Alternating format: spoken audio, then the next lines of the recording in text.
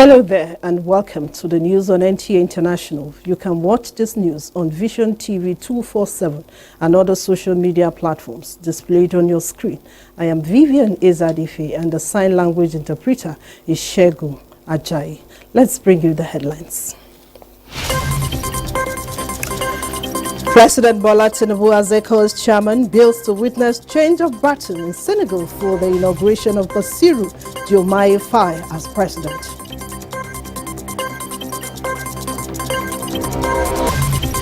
Turkish President Recep Tayyip Erdogan concedes defeat in local elections as the opposition party claims victory in major cities across the nation. Political parties in Mali canvass early return to civil rule.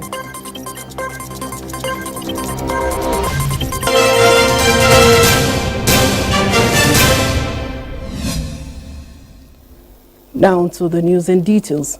Christians world over have been observing this day as Easter Monday, a day after the resurrection of Jesus Christ. In his Easter message, President Bola Tinubu joins the Christian faithful to commemorate Easter, a significant moment and a glorious celebration of the triumphant of life over death. The Nigerian leader warmly greets Christians in Nigeria and around the world on this occasion, emphasizing love, sacrifice, and compassion as the pertinent themes of this solemn season. President Tinubu strongly commends Nigerians for the sacrifices they've made in the past few months for the nation to be steered to the path of recovery and sustainable growth, assuring them that the seeds of patience which they've sown are beginning to sprout and will in no time bring forth an abundance of good fruits. Meanwhile, work resumes tomorrow after the two-day public holidays declared by the federal government.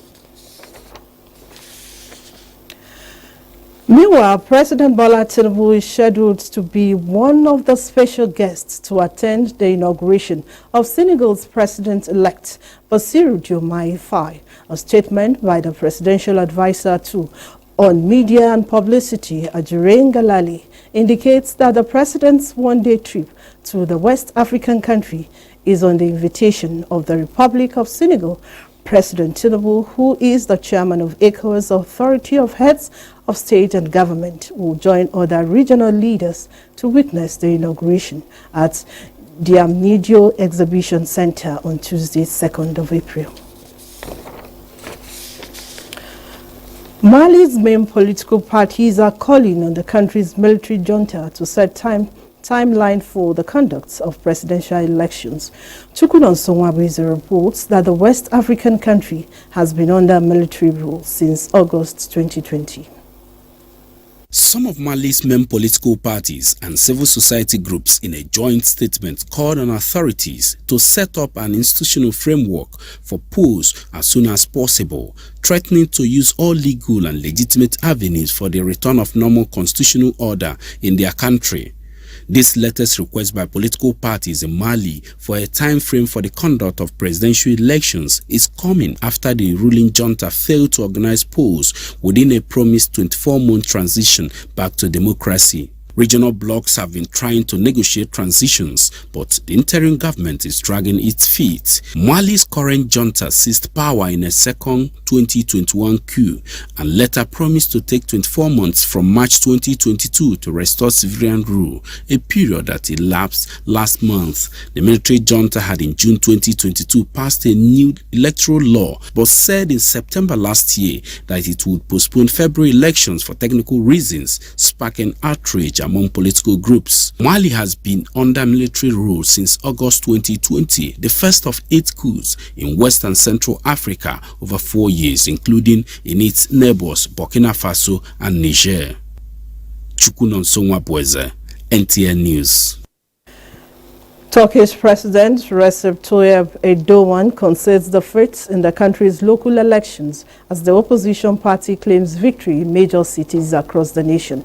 Chukwunon Sonwabweze again reports that this is only the first President Erdogan's party is facing defeats at the polls since he assumed office 21 years ago. Dik duracağız, dikleşmeyeceğiz.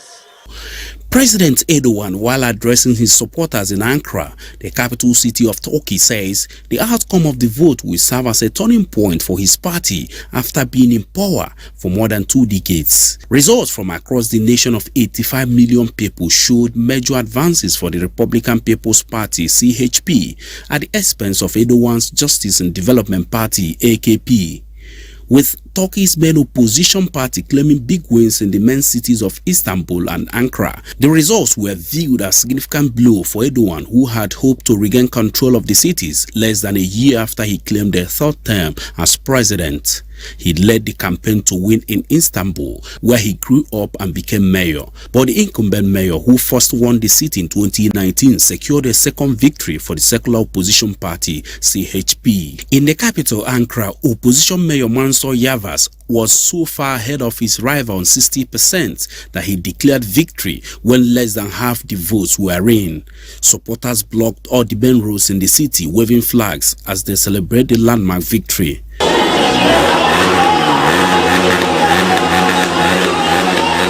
The Republican People's Party also seized control of Turkey's fourth biggest city, Bursa, and 4 other cities.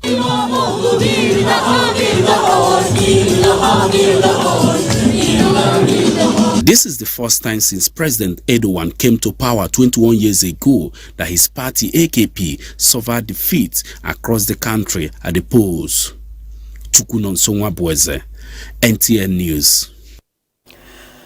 Chinese President Xi Jinping on Monday praised ties with Indonesia, laying out a vision for regional peace as he met President-elect Prabowo Subianto amid tension with other Southeast Asian neighbors.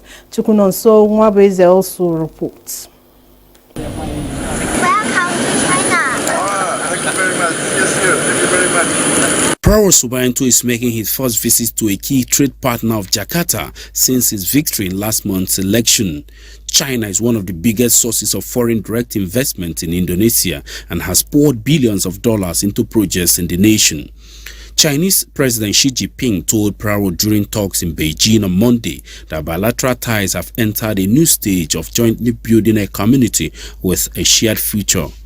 Xi said China is willing to deepen all-round strategic cooperation with Indonesia and build a China-Indonesia community with regional and global influence so as to build more benefits to the two peoples and make positive contributions to regional development and world peace. Jakarta inaugurated Southeast Asia's first high-speed rail line last year, also a multi-billion-dollar project backed by Beijing, a project the Chinese leader hailed as a golden sign of high-quality cooperation between the two countries. The friendly relations between China and Indonesia contrast with Beijing's ties with several other Southeast Asian nations. President Xi further stated that the key to strong ties with Indonesia lies in adhering to strategic independence, mutual trust and mutual assistance, fairness and justice. On the invitation of President Xi Jinping, Prabowo, who takes office later this year, will be in China until Tuesday. NTA News. Still on foreign scene, Israeli military forces say they have withdrawn from the Al-Shifa medical complex in Gaza City following a 2-week siege. Usman Zubeiru has more. Israel Defense Forces said the IDF and ISA have completed their operational activities and had exited the area of the hospital. It also claims its troops killed terrorists and located numerous weapons and intelligence documents throughout the operation in the area of Al-Shifa Hospital, while preventing harm to civilians, patients and medical teams. War is to bring back home our 134 hostages. Our war is against Hamas, not against the people of Gaza. Gaza Civil Defense spokesperson on the scene said that the hospital, which was the enclave's largest medical facility, had been completely destroyed and burnt down. Injured and dead bodies filled the hospital grounds. Captain Mohammed Bassel said on Monday there are bodies buried in the hospital yards.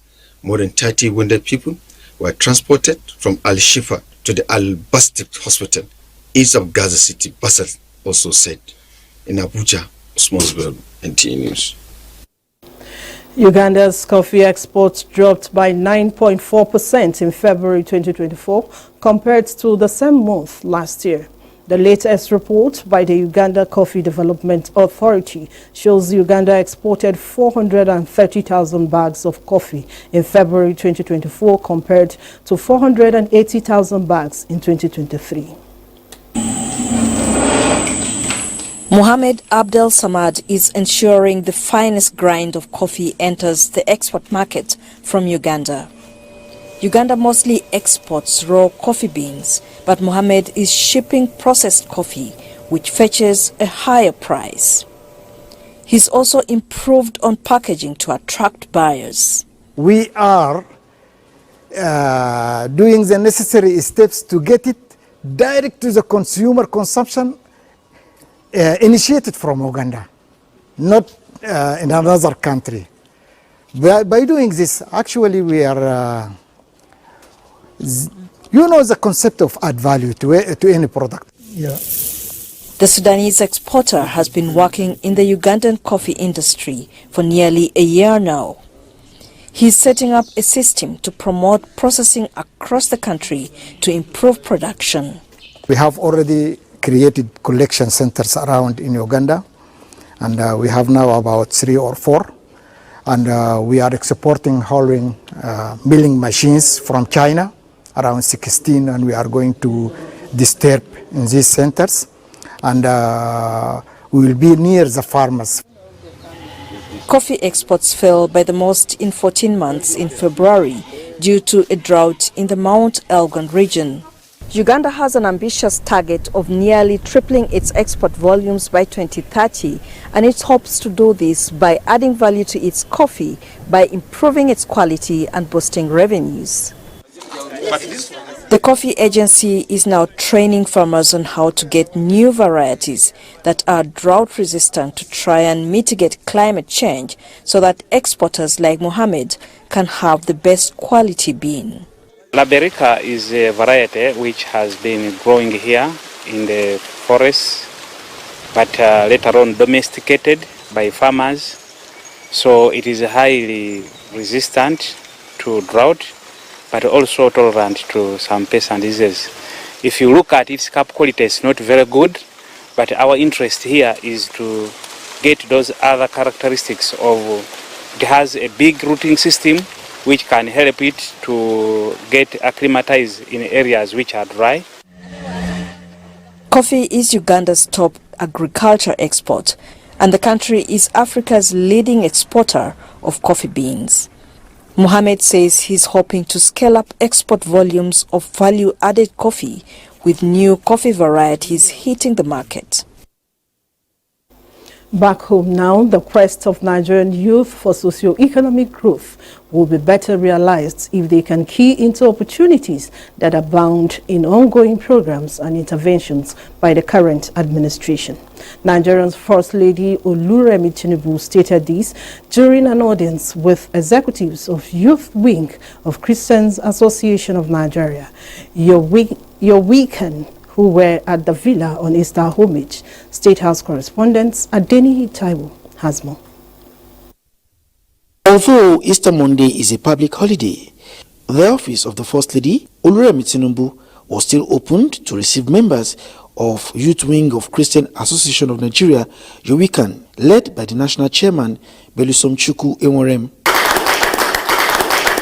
As their grand patroness, they were at the villa to felicitate her on the Easter celebration and brief her on some of the activities of the body, particularly on efforts to build peace among youths in the country and promote skills acquisition. All these efforts drew applause from the First Lady, who invited them to align with government programs in order to achieve their objectives. Most of whatever is going on in all these various ministries that are of interest to you, even if it is power, you go there. Do you have anything for our youth? So, and I think that's what your executive should be doing, especially in your office here. There are a lot of government programs that even the masses did not even tap into. We're not going to be knocking on doors. With our Renewed Hope initiative, the First Lady says she is investing in people, highlighting the need for youth to get good role models who can mentor them properly. And our race is supposed to be done with patience. There's no hurry. So those are the things we want you, as their leader, ambassador, to pass on for us. To Yowikan, her counsels are like precious jewels which the body intends to appreciate and implement as it undertakes key projects, including the establishment of a National Christian Youth Resource Center to empower youths in the country. We will continue to pray and key ourselves into the policies of the government. You can see what is happening in Nigeria today, that the dollar is going down. And that shows that the policy is good. And that is why other policies, both in agriculture, in skills, the youth are going from today. We are going to align ourselves to the policies and we will be able to harness the potentials therein. Apart from the center, the body is also seeking to convene a quarterly breakfast meeting between Christian and Muslim youths to further build peace in the country. In the State House, NTAi, NTA News. You're watching the news on NTA International. More reports after this time out. Stay with us. Glad to have you back. The Federal Ministry of Women Affairs, in conjunction with NEA Foundation, has reached out to 500 households in Jokwe and Bingi communities with food items. Ngozi Technocure reports that the gesture is in line with the spirit of giving during the Easter celebration and Ramadan period. Waiting expectantly for the food distribution in Kwegi community are vulnerable women and persons living with disability, among whom 200 households smiled home with food packages comprising of rice, beans, spaghetti, among other items. Thank you. Thank you. Happy. I'm very happy. I thank all of them. I thank them very well. I'm very happy. On the other hand, LEA Primary School, Jikwe, witnessed a large turnout of women for the distribution. 300 households benefited from the gesture. Representatives of the Minister of Women Affairs and NEA Foundation laid emphasis on the objective of the event. Because it's within our mandate to ensure that the welfare and the livelihood of Nigerian women and children are prioritized. So we're here to provide for them succor. It's part of the tradition of NEA Foundation to reach out to people in different communities during trying times, especially now more than ever, where we are facing economic hardship in this community. And also during this holy month of Ramadan with Easter break. So the district heads of the two communities expressed appreciation for the initiative and appealed for sustenance. The gesture is expected to reach more than 30,000 households in different parts of the country. Ngozi Technico, NTA News. Now to security, the Chief of Army Staff, Lieutenant General Tuarid Abiodun Labaja, has described the Special Intervention Civil-Military Cooperation Project scheme as part of the Nigerian Army's non-kinetic approaches in tackling security challenges in the country. This was in a message to the inauguration of 4 projects executed under the initiative for communities in Sokoto. Bashir Ibrahim Nababa reports. The project comprises 4 motorized boreholes, renovations of basketball court at Gigenya Stadium and building at Mana Clinic, as well as donation of anti-malarial drugs to Turaki Primary Health Clinic. Others are construction of a 100-meter long road pavement, solar panel light, and 10 kg bag of rice and cash donation to people of Ikeji area, all in the state capital, Sokoto. This is to improve living conditions of the benefiting communities. The projects are also designed to complement the already existing basic services, amenities and infrastructures of the state in these communities. Hence, I am glad that Sokoto State is privileged to have one of such eminently qualified senior officer of the Nigerian Army to benefit from this kind of scheme. Sir, I pray you convey my message of thanks and appreciation to the Chief of Army Staff for what he has done for me. Representatives of the community expressed gratitude for the benevolence, noting that such gesture will assist in cementing the existing cordial relationship between them and the Nigerian Army. In Sokoto, Bashir Ibrahim Nawaba, NTA News. Corps Marshal Federal Road Safety Corps Dauda Libiu has directed Kogi State Sector Commander of the Corps to commence a detailed investigation into the multiple road traffic crash that occurred on Sunday, 31st March 2024 at Obajana Market in Kogi State. With the recent collaboration between the Corps, the Nigerian Bar Association, as well as State Judiciary, Bill said the drivers responsible for these occurrences will not go scot-free, but be prosecuted in accordance with the provisions of the National Road Traffic Regulations 2012, and those found guilty will bear the consequences of their actions. Preliminary reports indicate that the crash involved a total of 4 vehicles comprising 2 Dangote trucks, 1 Sharon bus and 1 motorbike. The crash was caused by the brake failure of one of the trucks while on excessive speed and crashed into 3 stationary vehicles, including a bus carrying 12 passengers. The impact of the crash resulted in a fire outbreak that killed the 12 passengers in the bus and the motorbike rider. The crash involved 15 people comprising of 8 male adults and 3 female adults, 3 male children and 1 female child. And now to sports. Sports, a common ground for youth development across the world, and stakeholders at the second edition of Calabar Marathon saying it provides an opportunity for talent discovery and development, as well as a platform to divert youth attention from illicit drugs and negative tendencies. Erika IV reports that the events, which witnessed the participation of youth across the Federation, attracted a number of athletes and stakeholders, among whom is the State Commissioner of Police, Austin Grima. Calabar Marathon Race is one of the key priorities of Governor Basio II, a tactical way of withdrawing jobless and idle youths from the streets. The marathon kick-started from the Millennium Park through the Carnival Calabar routes to Marina Resort, where star prizes and consolation prizes were given to winners. Youths are not doing anything, then that's when they begin to think about drug. I can tell you for these 8 hours, nobody will be thinking about drugs in Cross River State. Only encourage my athletes, the Cross River athletes, to be determined, focused, and I know we will get it at the end of the day. We made sure that there was no shortcut. Everybody passed through the route that was designated for this marathon. In the female category, Charity Agofuri of Delta State finished at 44 minutes 38 seconds to emerge winner, cutting away the sum of 500,000 naira. Elizabeth Nuhu Power of Plateau State came second, while God's Mind Nelson clinched the 3rd position.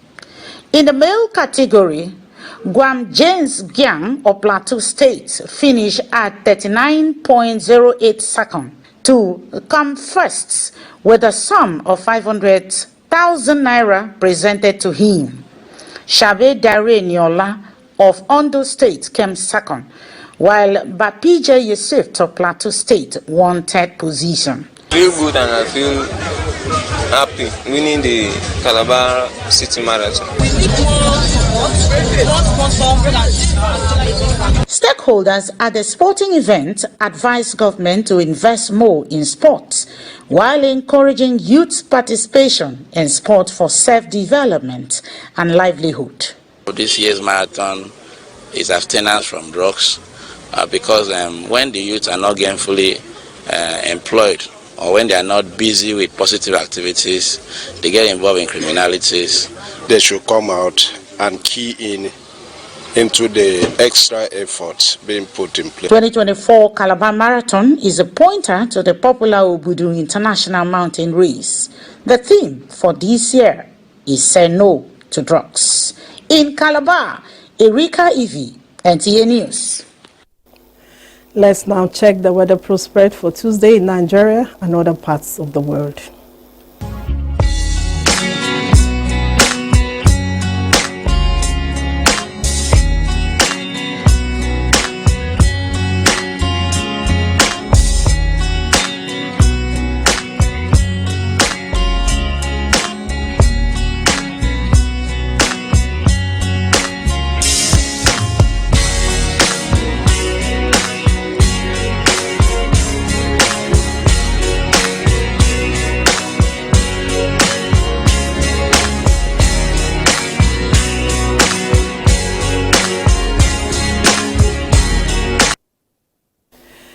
And that is the end of the news on NTA International at this time. Thanks for watching. I am Vivian Izadifi.